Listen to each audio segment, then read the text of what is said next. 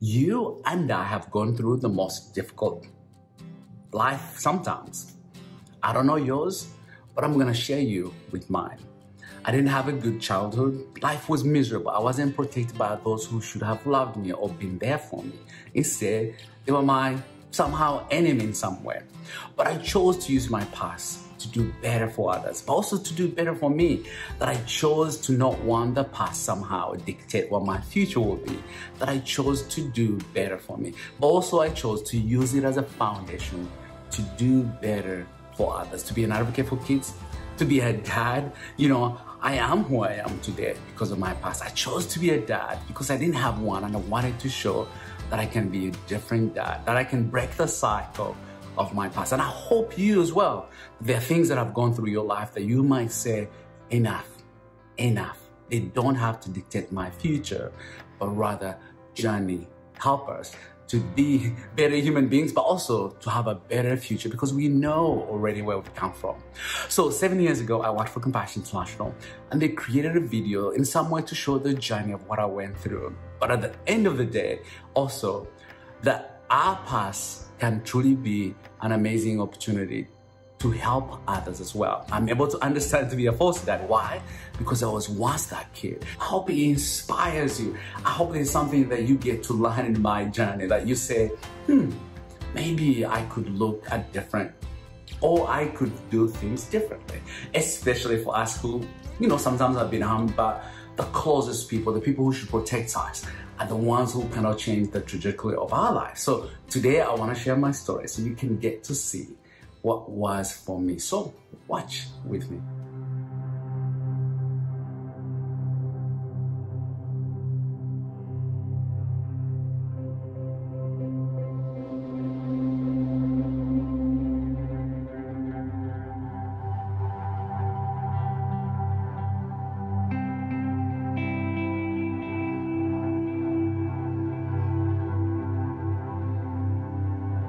For this man to think that I was worthy even getting into his car, that was big for me.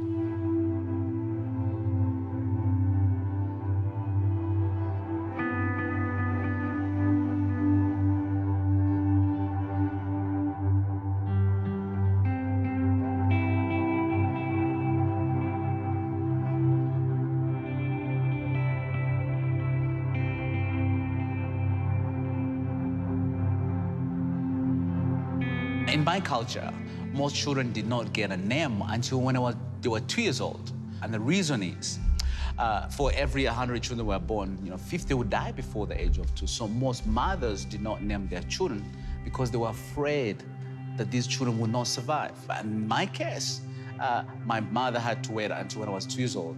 She called me 𝗕𝗲𝘁'𝗏, which means a gift given to me by God. So grew up in a home where food was very rare to find. And so you ate one meal every other day. It was either potatoes or you had beans.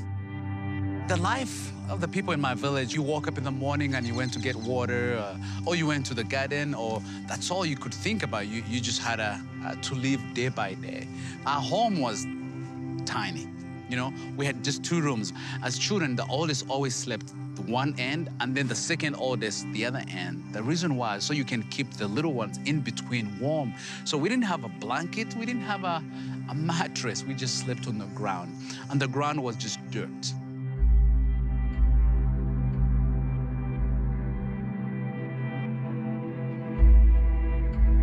Yes, food wasn't there, but also there was really lack of hope. I mean, we didn't have clothes, I didn't have second clothes. I had one T-shirt and there was no shorts, no nothing. That's all you had. How do you think about school tomorrow when you can't have food today? And so at the age of 4, I began to realize that not only were we poor, my father was different from any other father. My father was very abusive, mean, not just to me, but to my mother as well. He's a man who drank every day. He went to drink from 7 to 3 in the morning. You watch your mom being beaten every other day and there's nothing you can do. That was really tough. And I remember asking my mom, why can't you just leave? Why can't you just go? And my mom looked in my eyes and said, when you have children and you're married, that maybe one day you will understand. The abuse went on and on. You know, it didn't stop a day, it didn't stop a week. It was literally every day. You get to a point where it was just numb. Numb. My father, every word he said to me, you know, I was garbage, I was useless, I was nothing. You know, any dog around was much better than me. That's all I had from my dad. That.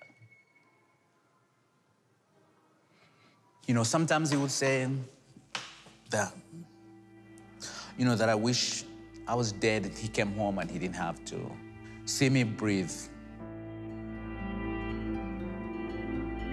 And so for me, I could not take the abuse anymore. And I think also at this point, I knew my dad, at some point, he's gonna end my life. But in my head, I thought, but why should I let him do so? One day I woke up in the morning and I went to the bus station and I went to the bus and I asked the lady who was there and I said, hey, I wanna go somewhere, but of all these buses that are here, which one goes the farthest?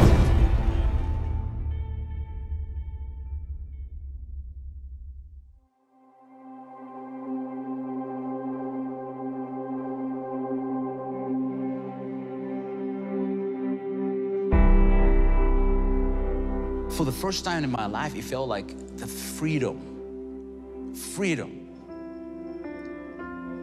from the one man who should be my protector, my dad.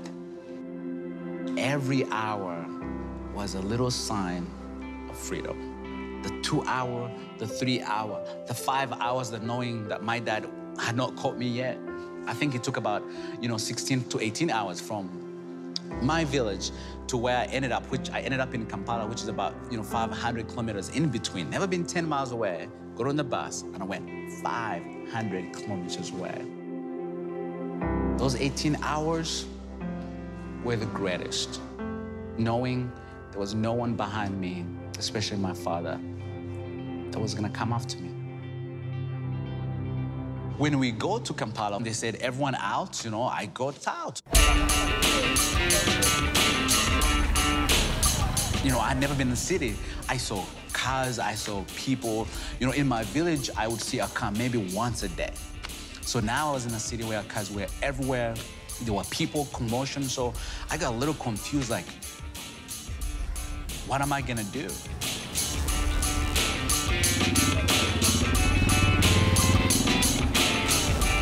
As soon as I got here, there was no plan. There was no, you didn't know anybody. You just didn't know what to do. And the next was, how do I get food? How do I get water? Where am I gonna sleep? Quickly, I realized that I can just stay there. I didn't have to run away or go find a place to be. For me, I stayed close to where the bus had stopped. They asked me if I can help wash the bus, so I helped. They used us to do that for free, so I can just do whatever was needed to survive. And so I became a street boy. But also, it was easier to steal food. And as a street kid, you don't need 10 bananas. You don't need 50 bananas. Most of the time, you just need 2.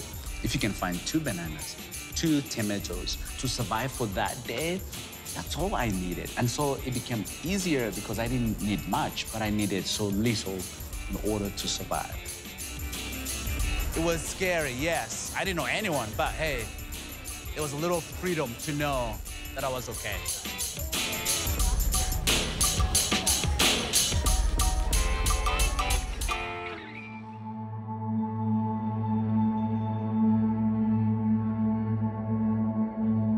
Back at home, you thought, do I have tomorrow? On the streets, it was, do I have the next hour? Because life was really, really fast, and, some kids died on the streets.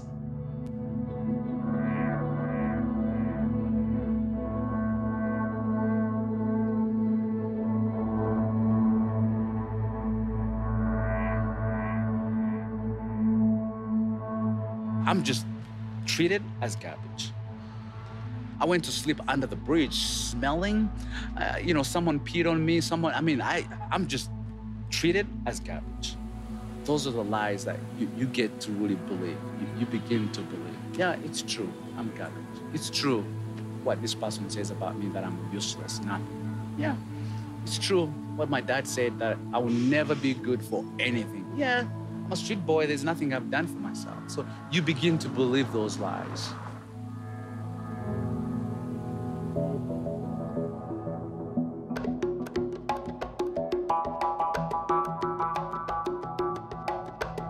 So for 4 years, that's the life I lived on the streets of Kampala.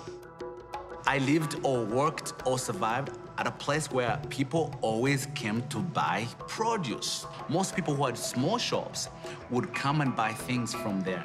For those who are buying things, we help them carry their stuff to their car. Meanwhile, where we're carrying them, we take what we need. One day, I think I'd been on the street for about 3.5 years. During that time, one family came to buy produce. I think they always bought produce, but I never really noticed them or helped them. But this time I helped them. But they were kind and they gave me something to eat. This time they didn't give me the opportunity to take it myself, but they just gave me something to eat. I helped them. Okay. Well, the next week I saw them again. They did the same.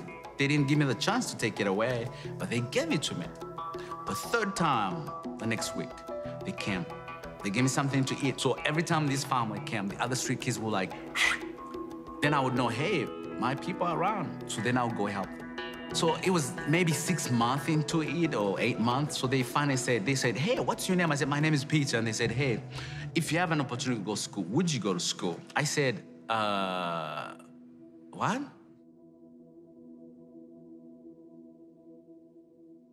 In my head, I think I was like, they must be idiots. They can't see me. I'm a street kid. I figured, wait a minute. If I can always say what they want to hear, I get my food. So quickly I planned, okay, if they ask me school again, I'm going to say, yeah, I want to go to school.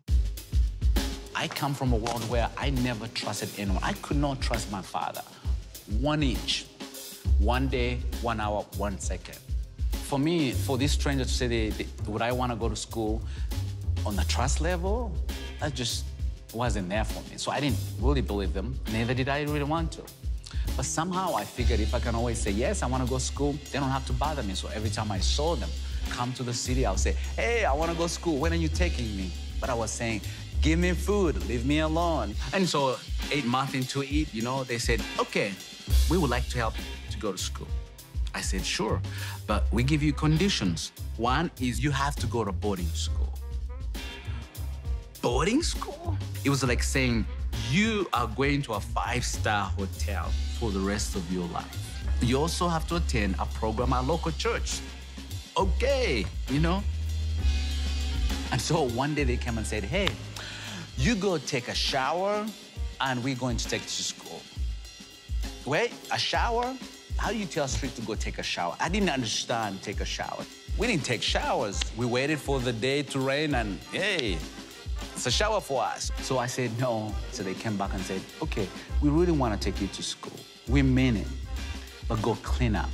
Oh, when they said clean up, that made sense because anyone can clean up. So as street children, we had a place where we always clean up or we always hang out so nobody had to bother us. And in the middle of the city, there's a sewage canal. In other words, all the dirt, all the stuff that goes through the city goes through this canal. And that's the place where we went to sleep and hang out. They had clothes for me, so I went, ducked in, came back, put on the clothes they had given me, and I came back. And they said, okay, you sit in the car. We have this for you. We're taking you. So I sat in the car. But I realized, as soon as I sat in the car, they opened every window and they cranked every air they could possibly have. Then I realized, I smell that bad.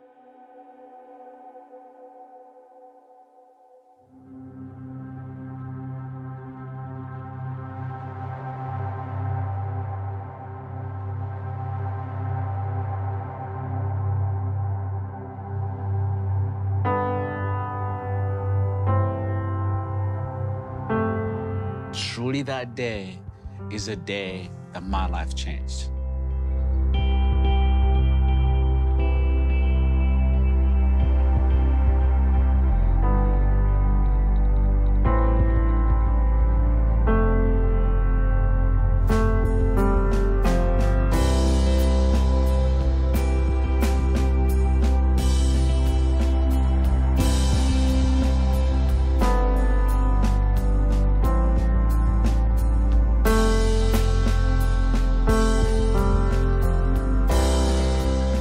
I'd been there for 2 weeks, and he took me to the local church. And at that day is when I actually knew who he was. This man was the head of Compassion International Uganda.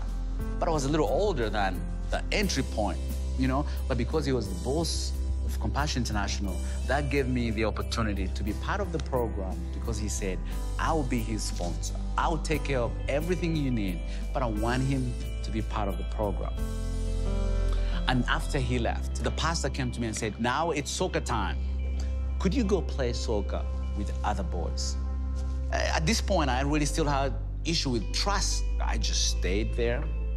He comes back 20 minutes later and he said, hey, Peter, I asked you to play soccer. Why didn't you go? I said, well, look, I know you want to punish me. Because in my head, I was really thinking what my dad would have done. He said, Peter, look, you have a potential that God has given you, and it's our job to see that potential fulfilled. My sponsor who had picked me off the street, he valued me, so he had helped me to value myself. But the potential side, I had not got it yet until this pastor said those words. Now I began to realize that not I'm just worthy being in boarding school, in school, but I have a potential. To this day, to me, those were the kindest words from a stranger, words that I've hung on from that day. And that truly, truly began to change the transformation in my heart, in my life, and also how I viewed what future was for me.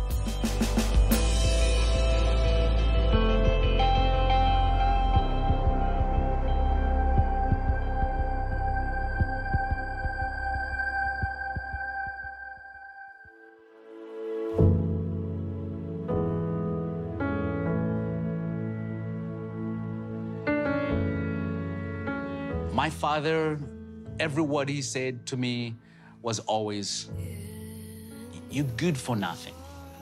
You don't matter.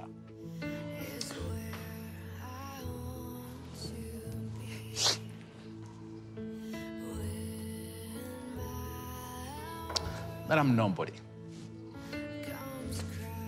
And I truly believed him because that's just what I saw. That's what he said. But on the street, you're a street kid. You're nothing. You're nobody. You don't matter. You know, you don't dream there's tomorrow for you. Absolutely no. But in the midst of that, for someone to see in you as a little boy and say, you're worthy taking to school. To me, that was big. That was, I don't know, something that touched my soul, my brain, my heart, my breathing, everything about me as a human being that truly changed of what I thought I was. That's what changed my life. That's it.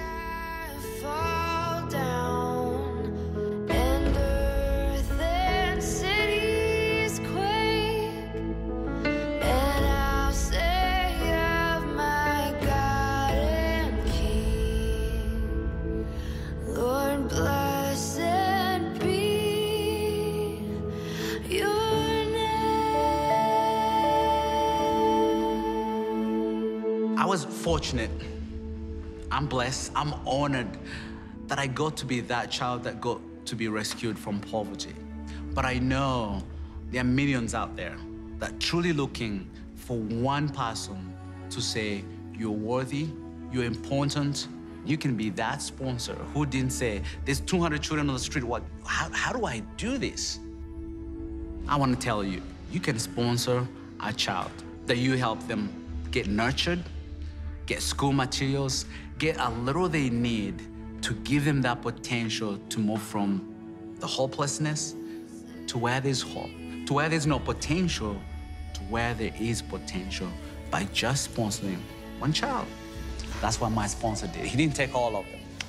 He looked to one, and that one happened to be me.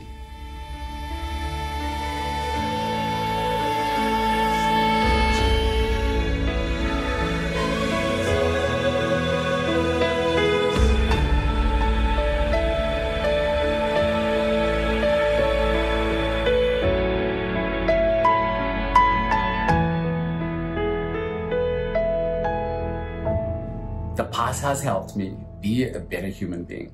And I got to use it as a dad as well. With my kids, I get to tell them, yes, we cannot let the past, or we cannot let the worst things that have happened in our lives somehow choose the best of us. So I'm encouraging you, look in your own life, see what you can do for yourself.